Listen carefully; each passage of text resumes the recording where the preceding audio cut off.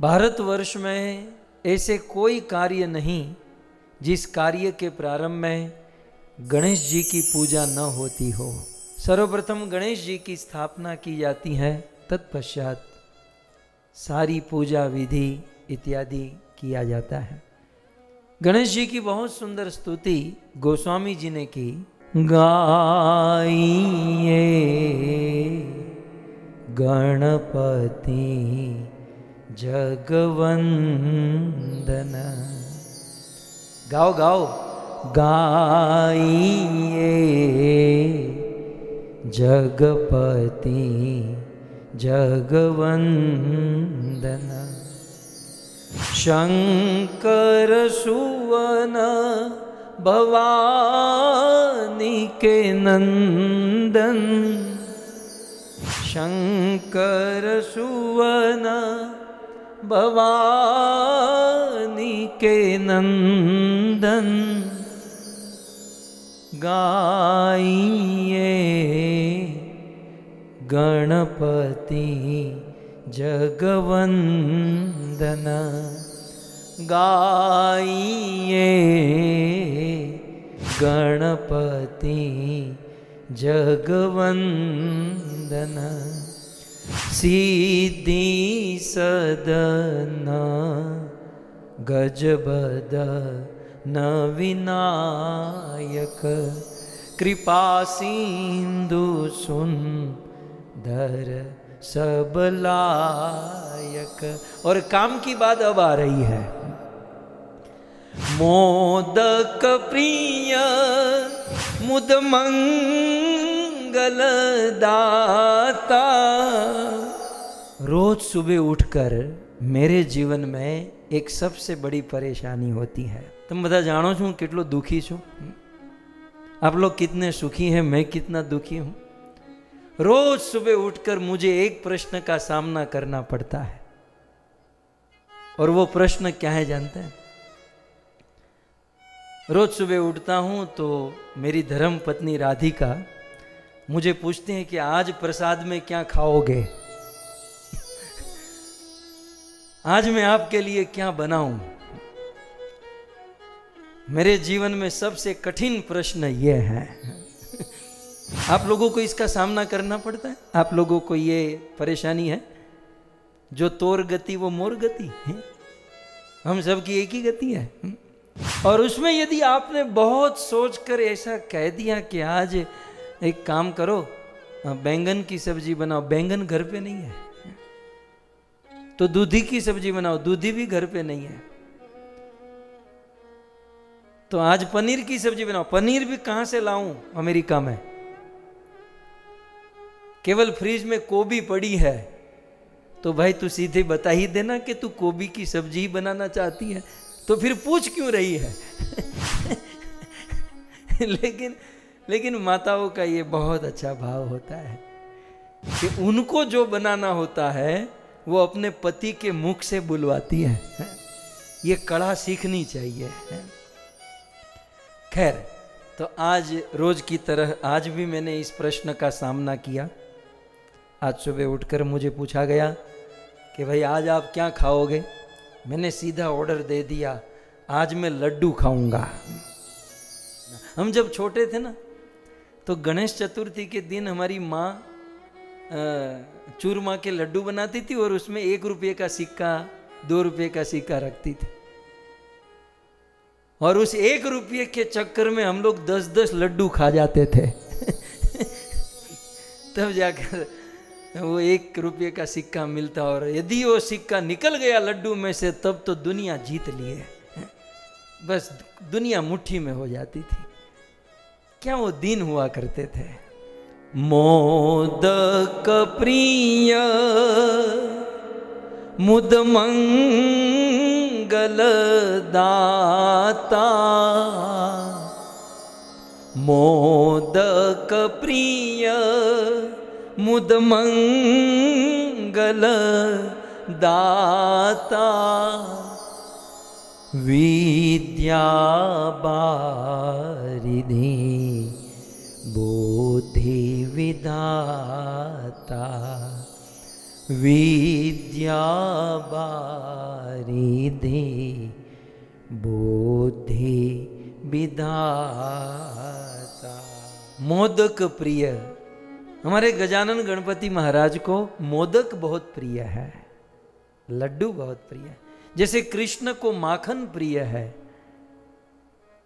वैसे गजानन गणपति महाराज को मोदक प्रिय है। और मुद मंगल दाता, और मंगल के दाता है, विद्या के निधान है, बुद्धि के विधाता है।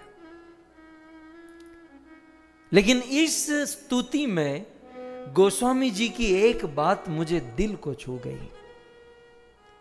रात दिन हम जिस संघर्ष में लगे हुए हैं, और वो संघर्ष है हम हमारे मन को भगवान में लगाना चाहते हैं। इस दुनिया में सबसे बड़ी सफलता क्या है? इस दुनिया में सबसे बड़ी सफलता बहुत पैसे मिल जाए, सफलता मानी जाएगी, लेकिन इतनी बड़ी सफलता नहीं, क्योंकि मात्र धन संपत्ति से बंदा अल्टीमेट सुखी नहीं हो सकता। थोड़ी बहुत सफलता तो मानी जाएगी। भाई धन की आज समाज में कितनी वैल्यू है, लेकिन बहुत सुंदर रूप मिल जाए ये सफलता है? नहीं। यदि आप मुझे पूछो या भागवत को पूछो, हम तो भागवत के आश्रय में बैठे हैं ना, श्रीमद् भागवत जी में पूछा गया कि मनुष्य जीवन की सबसे बड़ी सफलता क्या है, तब सूत जी कहते हैं एतावान सांख्य योगाभ्याम पर धर्म विनिष्ठया धर्म लाभ परे पुंसाम अंते नारायण स्मृति ही। नारायण का स्मरण हो जाना, ईश्वर का स्मरण हो जाना, भगवत स्मरण होना, ये मन भगवान में लग जाना, ये मनुष्य जीवन का सबसे बड़ा लाभ है। ये मनुष्य जीवन का सबसे बड़ी उपलब्धि है। क्योंकि यदि आपका हमारा मन हरि में लगा है तो दुनिया की कोई चिंता नहीं, आनंद ही आनंद है। फिर तो मुझे गाना पड़ेगा। आनंद संत फकीर करे, जो आनंद संत फकीर करे, वो आनंद नाही अमीरी में, सुख दुख में समता साध रहे, वो खौफ नहीं जागीरी में, जो आनंद संत फकीर करे। कभी आप वृंदावन, गोकुल, मथुरा ऐसे वन में जाकर देखो, साधु संत महात्मा कितना आनंद करते हैं। उनके पास इतना धन नहीं है, हमारे जैसा बहुत बड़े बड़े महल घर नहीं है, हाँ, फिर भी वो आनंद करते हैं क्योंकि उनका मन भगवान में लगा हुआ है, उनका मन ईश्वर में लगा है। इस संसार में वास्तविक सुख, वास्तविक आनंद मन को भगवान में लगाने का है। सिद्धांत के अनुसार कहूं तो भक्ति के जितने भी साधन है, चाहे श्रवण, कीर्तन, वंदन, पूजन, पाद सेवनम, अर्चनम, दास्यम, साक्ष्यम, आत्मनिवेदनम, ये जो रात दिन हम जितने भी विधि निषेध का पालन करते हैं, ये सारे विधि और निषेध एक और मात्र एक हमारे मन को भगवान में लगाने के लिए है। लेकिन हाय रे जीव का दुर्भाग्य, ये मन भगवान में लगता नहीं है। फिर तो केवल यही पंक्ति गाते फिरते हैं, मेरा मन बड़ा चंचल है, मेरा मन बड़ा चंचल है, कैसे तेरा भजन करूं। सो मन भगवान में लगना बहुत जरूरी है। और गजानन गणपति महाराज जी की जब स्तुति हो रही है, तो इस स्तुति के अंत में मानो गणेश जी प्रकट हुए प्रसन्न हुए और गोस्वामी जी को कहा तुम्हें जो चाहिए वह मांग लो। तब गोस्वामी जी ने बहुत सुंदर कहा, मांगत तुलसी दास कर जोरे, मांगत तुलसी दास कर जोरे, बसहि राम सिय मानस मोरे, बसहि राम सिय मानस मोरे, गाइए गणपति जगवंदन, शंकर सुवन भवानी के नंदन। हे शंकर सुवन, हे भवानी के नंदन, गणेश जी हम आपके यश को गा रहे हैं, हम आपको गा रहे हैं। क्यों? क्योंकि एक ही कामना है, मांगत। मैं आपके चरणों में भीख मांगता हूं। देखिए गणेश जी से हमें मांगना चाहिए। पहला शब्द क्या है? मांगत। गणेश जी के पास गोस्वामी तुलसीदास जी मांग रहे हैं। कैसे मांग रहे हैं? कर जोड़े, अपने दोनों कर, अपने दोनों हाथ जोड़कर गोस्वामी तुलसीदास जी मांग रहे हैं। अब यदि मैं आपको प्रश्न पूछूं कि गोस्वामी तुलसीदास जी के इष्ट कौन, आप मेरा प्रश्न समझ रहे हैं? तुलसीदास जी के इष्ट आराध्य भगवान ईश्वर कौन है? वैसे देखा जाए तो गोस्वामी तुलसीदास जी के इष्ट आराध्य भगवान रामचंद्र है। गोस्वामी जी ने, तुलसीदास जी ने राम जी को भजा, लेकिन राम का भजन करने वाले तुलसीदास जी गणेश जी से मांग रहे हैं, गणेश जी से कामना कर रहे हैं। सिद्धांत के अनुसार, फिलोसॉफी के अनुसार देखा जाए तो ये अनन्यता भंग मानी जाएगी। मानो गोस्वामी तुलसीदास जी की अनन्यता, राम जी के प्रति जो अनन्यता है, ये भंग हो जाएगी कि राम जी को छोड़कर गणेश जी के पास जा रहे हैं, गणेश जी से कुछ मांग रहे हैं। अरे भाई, राम का भजन करते हो तो राम से मांगो ना, गणेश जी से क्यों?